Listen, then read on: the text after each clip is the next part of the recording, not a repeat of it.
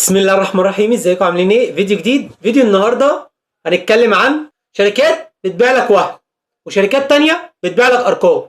وقليل قوي في الثلاث اربع سنين اللي فاتوا لما تلاقي شركه بتديك قيمه كامله وعاليه مقابل سعر.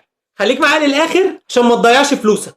وانا قررت ان انا مش هشارك في المسرحيه دي لان مفيش اجهزه اليومين دول تستاهل ان انا اروح اشتريها بفلوسي واعمل لك عليها مراجعه. الاجهزه اللي كانت تستاهل ان انا اروح اشتريها بفلوسي واعمل لك عليها مراجعه عملتها لك في 2025، وتقدر تراجع الثلاث اربع سنين اللي فاتوا هتلاقينا ما راجعناش غير 5 او 10 اجهزه بالكتير قوي، من 5 ل 10 اجهزه هم دول التوب 10.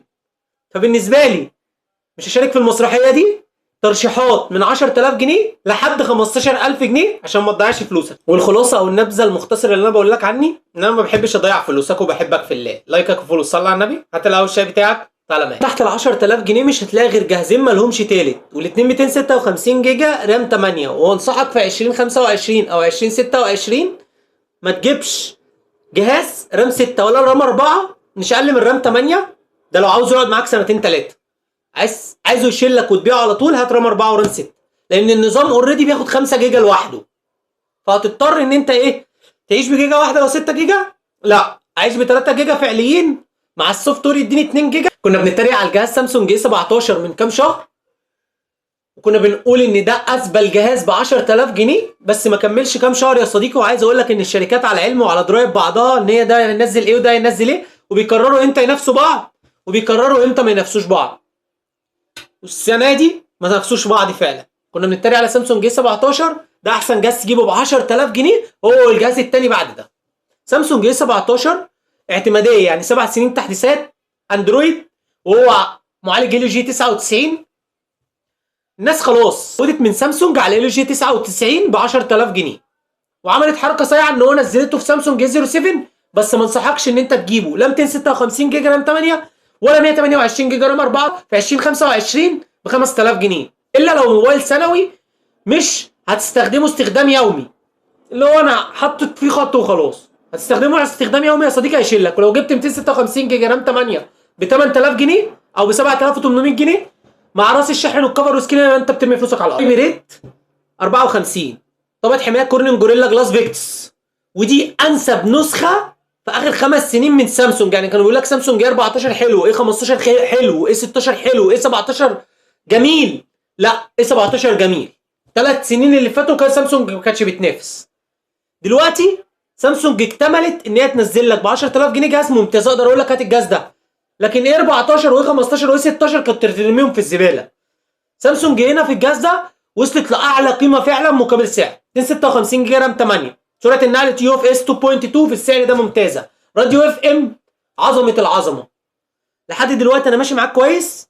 اي بريت 54 طبقه حمايه ممتازه، ظهر بلاستيك بفريم بلاستيك، شاشه ضد الكسر، عظمه العظمه. شاشه سوبر امولود 800 نتس 90 هرتز فوق الوصف. معالج ال جي 99 مع 7 سنين تحديثات اندرويد ممتاز. كاميرا اساسيه 50 ميجا بكسل الاحسن بمثبت بصري.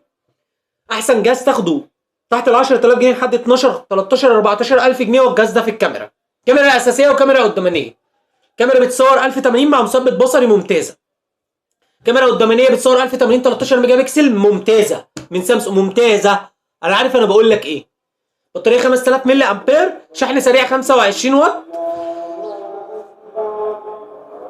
بس الجهاز ده في الشبكات وفي الواي فاي مش احسن حاجه، بس كعمر افتراضي من سامسونج ده احسن جهاز تجيبه ب 10000 جنيه. تقييمي للجهاز الاولاني 10 من 10. الجهاز الثاني من انفينكس هوت 60 برو بلس. الجهاز ده انا قررت على فكره اقول لك على حاجه، انا مش هستبعد اي جهاز خالص من الترشيحات، بس هتلاقيني بقول لك عيوب الجهاز ده ايه.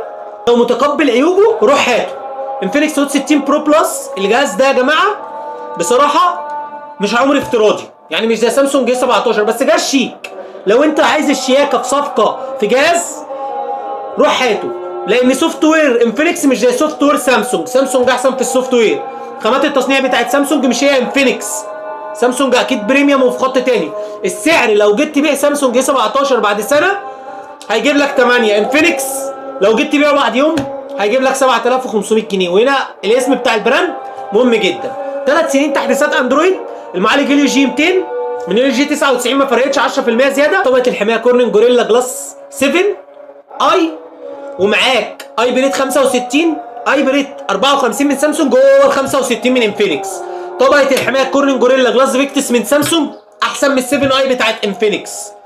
خدها مني وما تراجعش ورايا، اعتماديه سامسونج احسن من انفينكس. الجهاز ده شيك، واحسن حاجه فيه هي شاشته وصوت الاستيريو التحفه. صوت استيريو باي جي بي ال ممتاز، تصميم تحفه، وسمك وزن ممتازين جدا. احسن جهاز في 2025 في الشياكه.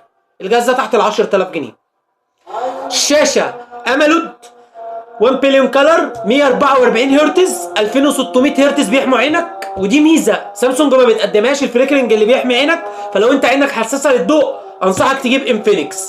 3 سنين تحديثات اندرويد، بس سامسونج بتديك 7 سنين تحديثات، فاللي هتلاقيه عيب هنا هتلاقيه ميزه هنا.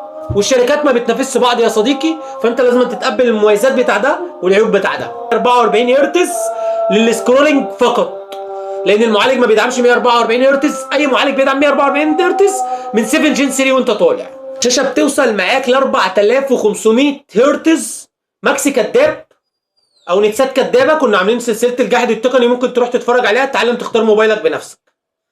الشاشه 10 من 10، بس في عيب في الشاشه دي حاجه واحده. الموبايل ده لو وقع شاشه الموبايل لوحدها ب 8000 جنيه. جايب موبايل ب 10000 جنيه شاشته ب 8 من كتر شياكتها. فخلي بالك، شاشه ايدج لو وقع هتروح النار.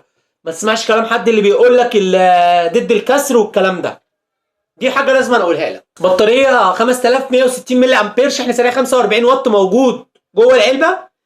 وهنا السوفت وير بتاع انفينكس بدا يتحدث. كاميرا اساسيه 50 ميجا بكسل ممتازه اي ام اكس 882 تحفه التحفه. بتصور 2K. كاميرا قداميه 13 ميجا بكسل بتصور 2K ممتازه جدا.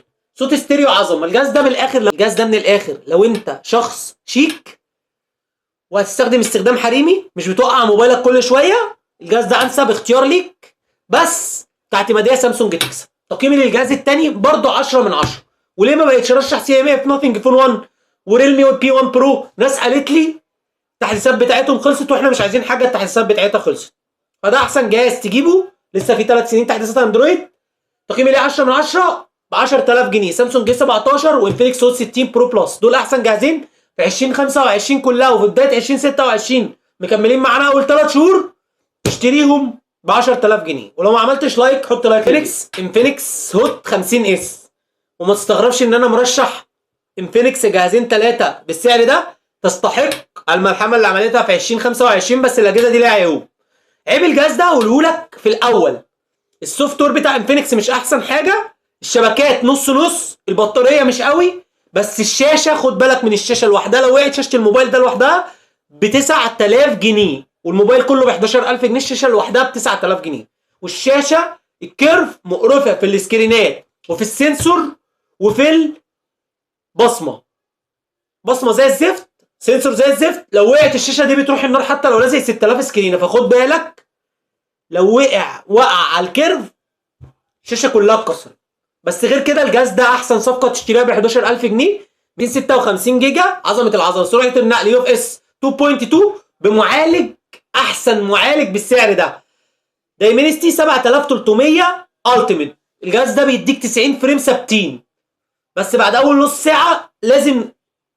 بص انا عايز اقول لك على حاجه، فايند اكس 9 برو بعد ربع ساعه بينزل تردداته، ده بعد نص ساعه. فده انجاز كبير جدا من انفينكس ان هي تعمل لك الجهاز ده. بطاريه 5500 ملي امبير، شحن سريع 45 واط، كفر وسكرينه موجودين في العلبه. اساسيه 64 ميجا بكسل، عظمه العظمه، بتصور 4K. كاميرا قداميه 13 ميجا بكسل بتصور 4K، بس الكاميرات مش احسن حاجه.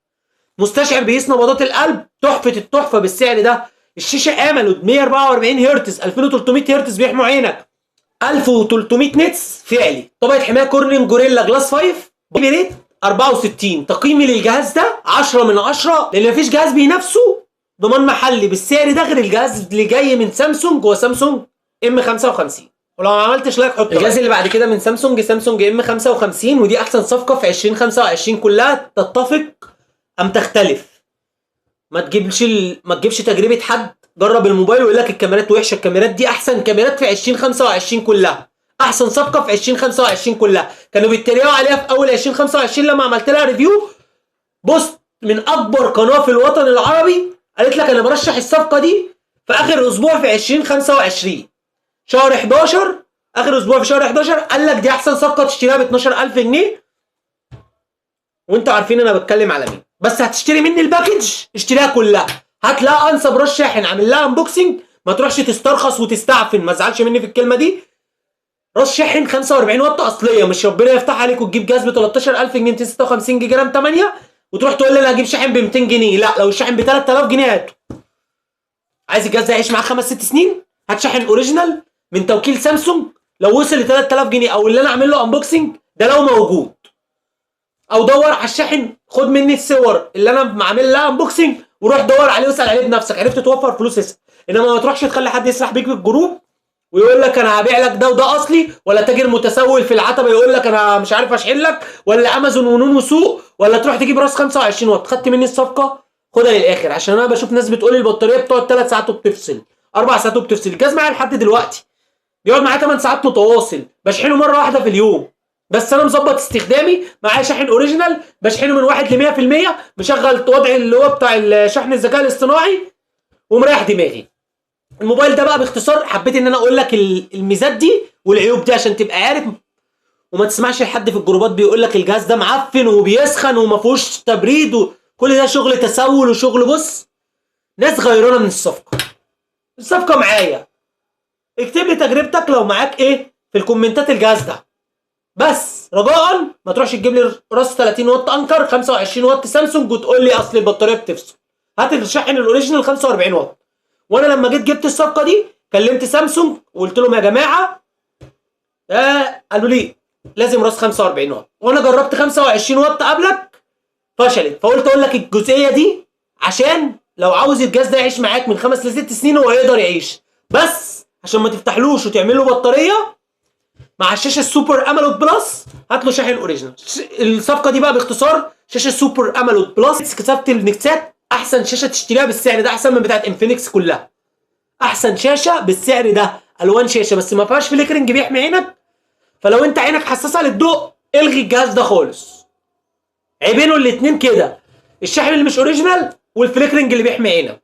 لكن الشاشه دي سوبر امولود مش عاديه، بلس 1000 هرتز، طبقه حمايه تمبرد جلاس، ما فيهوش معيار ميه بالسعر ده، مش معيار ميه كداب. كاميرا اساسيه 50 ميجا بكسل اي ام اكس 882 من سوني، بتصور 4K. احلى كاميرا تشتريها بالسعر ده لحد 20000 جنيه، اللي بينافس سامسونج اي 56 بالسعر ده، بينافس اس 24 اف اي بالسعر ده. كاميرا قدامانيه مستشعر من سامسونج 50 ميجا بكسل، احسن كاميرا بتصور 4K ب 13000 جنيه بيصور 4K بالسعر ده. بطاريه 5000 ملي امبير، شحن سريع 45 واط، صوت ستيريو بايدولبي اتموس، عظمه العظمه. الصفقه دي يا جدعان ممتازه والله العظيم ما بشكر فيها، لا هي فعلا ما فيش قدامك. عندك يا باشا ريلمي سي 85 برو نزلك ب 12500 جنيه ومعالج سناب دراجون 685، وانت بتقول لي روح هاتها وراجع عليها. طب اللي راجع عليها ده جايه له ببلاش، انا مغفل اروح اجيب الصفقه ب 12000 جنيه واما اجي ابيعها بقى بسبعه؟ عمري ما هجيب الصفقات دي، عمري ما اشترك في المهزله اللي بتحصل اليومين دول. سرعه النقل بالسعر ده 3.1، مفيش بالسعر ده بيديك 3.1، كله 2.2 لحد فيفو في 50 وفي 60 2.2. 3.1 هوب حطها لك ب 28000 جنيه بتذلنا بيها. توكل على الله، الصفقه دي احسن صفقه تشتريها ب 13000 جنيه 256 جيجا رام 8، كفر نضيف، سكرينه نضيفه، رشح النضيفه، اضمن لك الجهاز ده يعيش معاك 5 6 سنين. كينوكس سوفت وير سامسونج، كينوكس بتقدم نظام امان للجهاز ده ممتاز، وبعرف اخفي ازاي ملفاتي وبتشفر بياناتي عشان الموبايل ما يتكرش، عظمه العظمه. في 4 سنين اندرويد ممتاز. ما تحكمش على الصفقه دي في اول شهر ولا 2، انا معايا بقى لها 8 شهور ما قالتليش لا. الجهاز الثاني سامسونج ام 55 اعلى قيمه مقابل سعر في 2025 كلها. وادام قررت ان انا ارشح اجهزه واقول لك عيوبها وما اقولش على جهاز وحش والناس تهجم علينا وتقول لك انت بقى قابض من الشركه عشان تقول وحش ولا حلو، موتو جي 50 فيوجن معايا بقى له دلوقتي 10 شهور، عظمه العظمه. المراجعه بتاعته موجوده، كنت رحت شتمت فيه عشان السوفت وير خام. عيوبه بقى السوفت وير خام، الفيسبوك بيعلق كتير، البرامج بتعلق كتير، والسوفت وير الخام فقير وضعيف ومش مناسب لاي حد. بس الجهاز ده في الكاميرات عظمه العظمه، في الشبكات نيله، في الواي فاي انيل. بس الصفقه دي احسن صفقه تشتريها في 2025 كلها بعيوبها دي. واسوأ عيب هتواجهه مع الجهاز ده السكرينه. مفيش سكرينه بتعمر معايا، لازم كل اسبوع كده او 10 ايام سكرينه جديده بتفك لوحدها من الجناب حتى لو لازقه بماده. والموبايل لو وقع وقعه واحده كل شويه تغير له شاشه، كل شويه هيقع على الكيرف تغير له شاشه، كل شويه هيقع على الكيرف هتغير له شاشه.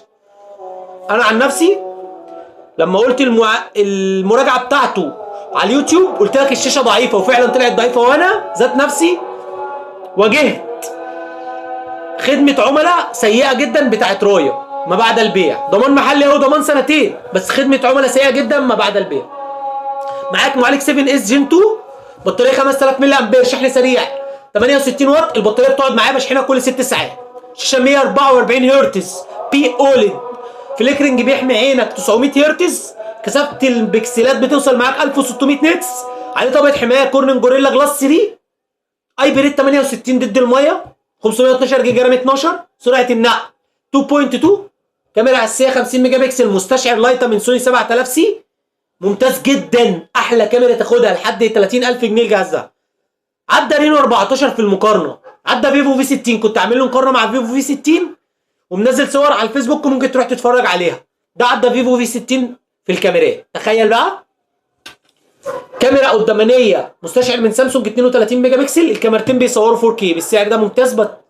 كبطاريه نيله، كشاشه نيله، كسوفت وير نيله. ودول 3 عيوب لو قادر تتقبلهم يا صديقي الجهاز ده احسن صفقه في 2025 كلها ب 15000 جنيه. ايه اللي بيديك 512 جيجا رام 12، ضمان سنتين، 7 اس جين 2، صوت ستيريو باي دولبي اتموس، مفيش حاجه خالص. هتتقبل العيوب دي، الجهاز ده ممتاز. ونيجي بقى لاحسن صفقه في 2025 كلها، مخليها لك اليس اخر الصفقه، مي تيربو 4 برو.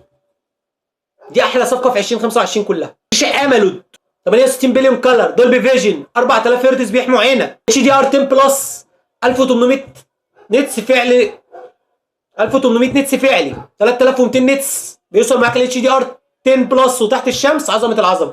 اي بريد 68 ضد الميه بس معلوش طبقه حمايه. الروم الصيني اللي موجوده مش وحشه، بطاريه 7550 ملي امبير، شحن سريع 90 واط، مفيش بالسعر ده. ظهر الومنيوم بفريم ازاز، مفيش السعر ده. معالج مفيش السعر ده. كاميرا اساسيه 50 ميجا بكسل بتصور 4K، عظمه العظمه. صوت ستيريو، سرعه النقل 4.0 بالسعر ده مفيش يا باشا. انت كده معاك فلاج شيب بيطير. الجهاز ده بالميت قوي يقعد معاك 5 6 سنين. وده لو انا قاعد نازل اشتري، مش هشتري ابو 10 ولا ابو 5 ولا ابو 13، اجيب ده وادفع له الضريبه اللي هي 2800 جنيه واريح دماغي واشتري دماغي. ده احسن جهاز ب 15000 جنيه في 2025 كلها. حتى لو ضمان دولي، انا جايب ضمان محلي ب 15000 جنيه. اول لما الشاشه وقعت قالوا لي الشاشه ب 8 لوحدها. هي خلصت. لايكك وفولو، صلي على النبي. دي احسن اجهزه في 2025 كلها، ومع السلامه.